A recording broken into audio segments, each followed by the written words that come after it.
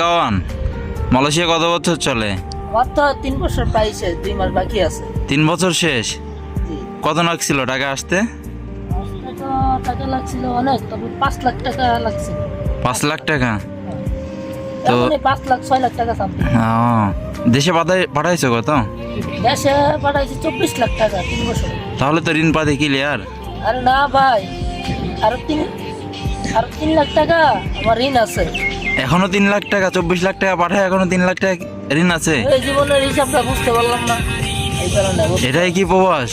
এটাই প্রবাস। একটা ঘটনা আছে জানো, হ্যাঁ।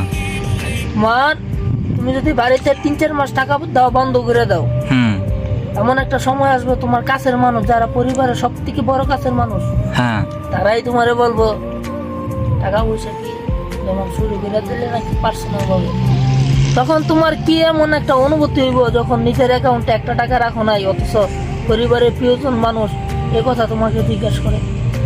এটা তো ভাবার বিষয়। এমনটাই প্রতিটা প্রবাসীর সাথে হয়। হ্যাঁ, এই কারণে আমি বলতে চাই সবারে যে মাসে কিছু টাকা হইলো নিজের অ্যাকাউন্টে সেভ করা, যেন পরবর্তীতে দেশে যে কারো কাছ থেকে হাত পাতা না লাগে। ঠিক, একদম রাইট কথা।